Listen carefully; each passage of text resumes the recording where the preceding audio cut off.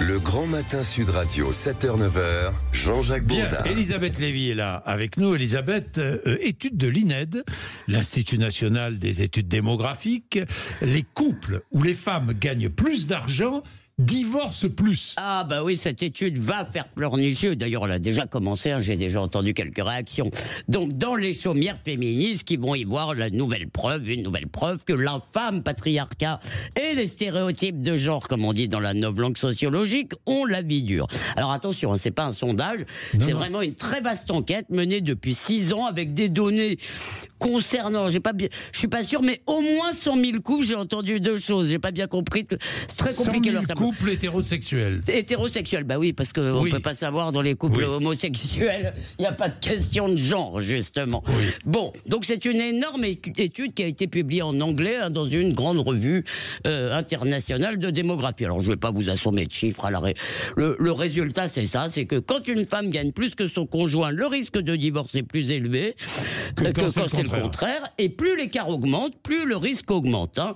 Alors c'est vrai à tous les âges, et c'est encore plus vrai chez les moins riches, chez les faibles revenus. Alors pour le féminisme contemporain qui consiste essentiellement à démontrer que les femmes sont les chouchoutes du malheur, qu'elles sont asservies, agressées, sous-payées, humiliées, que c'est ça leur vie, et bien pour ce féminisme contemporain, la conclusion est évidente. Ces messieurs, qui se prennent toujours pour des patères familias tout-puissants, supportent mal que leurs femmes réussissent mieux qu'eux, à supposer que la réussite se mesure au revenu. C'est d'ailleurs l'interprétation qui est privilégiée par l'INED, qui observe, qui parle de couples hors norme, hein, comme si la norme c'était l'homme qui paye, plus, oui. qui ne suivent pas le modèle dominant de l'homme gagne-pain. Alors les résultats donc indiquent clairement, dit l'INED, que, je cite, dévier des normes est difficile à accepter, même dans des pays comme la France où l'emploi féminin est élevé et soutenu par des politiques familiales. Alors, je vais vous demander en quoi cette interprétation est contestable, Elisabeth Lévy, mais je voudrais vous demander, est-ce que vous avez une précision? Les couples où les femmes gagnent plus d'argent divorcent plus. Mais qui demande le divorce? C'est la femme ou l'homme? Mais j'y arrive. Vous êtes en train. Il me bouffe ma chronique comme ça. Voilà.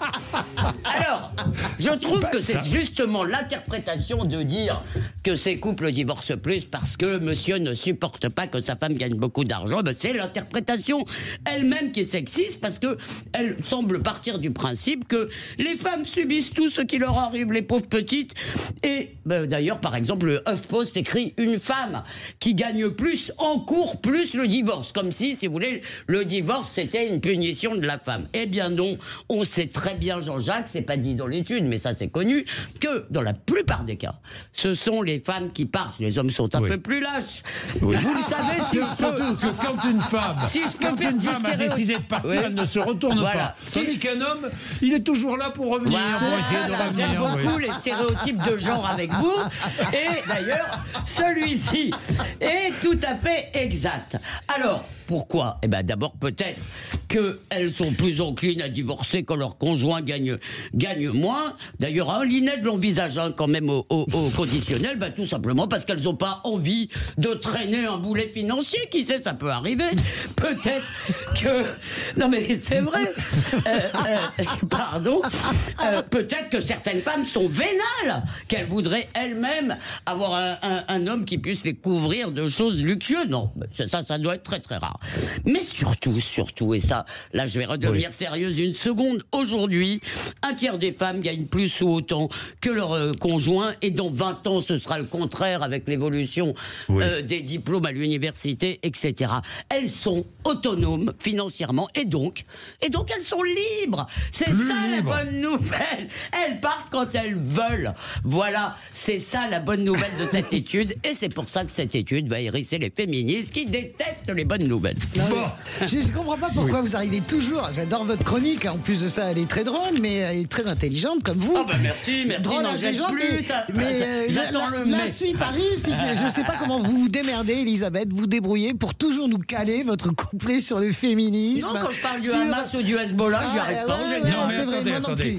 Une femme qui est plus autonome, c'est une victoire du féminisme. Est-ce que je peux dire quelque chose sur Oui. une nuance ça, Il je faut veux quand voir. même, comment dirais-je, nuancer entre l'autonomie financière et l'autonomie sentimentale Ça, c'est vrai, oui, et c'est affective. vrai. Oui. Moi, je sais pas parce que toutes les femmes peuvent partir et réjouissons-nous et on arrive à l'égalité salariale et même on va l'y dépasser. Ce n'est pas parce que vous êtes autonome et que vous avez de l'argent que vous êtes autonome affectivement Et je et que voudrais- vous n'êtes pas pris dans les raies de ce qu'on appelle à un moment L'amour. donné, Oui. De ce qu'on pas appelle simplement l'amour. que l'amour, pas simplement que l'amour, une forme de fonctionnement qui existe Et je encore. voudrais rappeler aussi que beaucoup de femmes vivent seules. Aujourd'hui, dans notre pays, seules, et ce sont elles qui élèvent les enfants. Et malheureusement, beaucoup d'hommes se comportent mal, ne versent pas les pensions alimentaires, les Oui. ont abandonnées et les laissent dans une pénurie financière qui est importante. Et il y a Vous aussi avez D'ailleurs, raison, vous il avez y a- raison, mais simplement. D'ailleurs, une proposition de Oui. loi Oui. est déposée Oui. pour Oui. créer un statut De la bien sûr. monoparentalité. De la mère seule, en Et fait. de la Mais mère vous seule. avez, Et vous je avez trouve raison. ça très intéressant. Ça, Ceci- c'est un véritable. Juste une seconde. Vas-y. C'est un véritable problème de société. Mais ce qu'il faudrait, à un moment, c'est que les féministes, d'ailleurs, une partie des féministes, Oui, parce parce que le que mouvement toutes les féministe est divisé. féministes ne sont pas, Non, mais disons que attention. celles qu'on entend sur les plateaux, celles Oui. qui sont très actives sur Twitter, etc.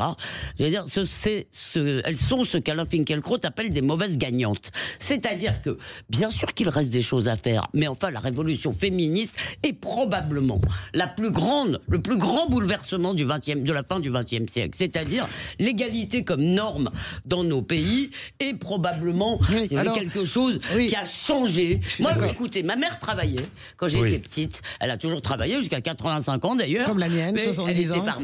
pharmacien, disait-elle d'ailleurs, dit-elle. Eh bien, à l'école, j'étais une des rares, encore, hein, donc c'était, moi je suis né en 64, donc dans Micro. les années 70, pardon. À l'école, j'étais une des rares à avoir une mère qui travaille. Vous imaginez aujourd'hui Voilà. Non, Et- mais je suis d'accord sur l'évolution, mais je redis quand même que votre couple est toujours sur les féministes. Qu'est-ce qu'elles vous ont fait, en fait? Pourquoi Non, mais vous il y vous a agacez féministes et féministes. Non, mais il y a plusieurs types Mais de elles vous, féminisme. elles vous ont fait aussi, Non, je vous mais moi, rappelle, je ne les suis pas féministes, d'accord, le mais- 7 octobre, elles se sont Mais très mal conduites. excusez-moi, je ne suis pas d'accord pour que les féministes oublient surtout le viol des femmes israéliennes. Je l'ai assez Oui. dit, mais c'est quand même une minorité. Je suis désolé Non. de vous le dire. Non, c'est quand même une minorité. Je ne tape Sur pas les sur le. féministes de Mais plateau. non, mais je ne tape pas sur les féministes comme Bon. ça. C'est parce que les féministes ont été radicales et excessives que nous en sommes à la situation que vous décrivez aujourd'hui. Donc Bien. merci les féministes. Non, pas Bien, merci. bien, bien, Pas bien. merci Mesdames, Caroline mesdames, de Haas, mesdames. pas merci. Il est l'heure, il est Non, l'heure, non, il est pas l'heure. merci à toutes ces Il est péronnaires. l'heure. Merci la ligne. Il est Non, l'heure non. de faire la pub. Ah.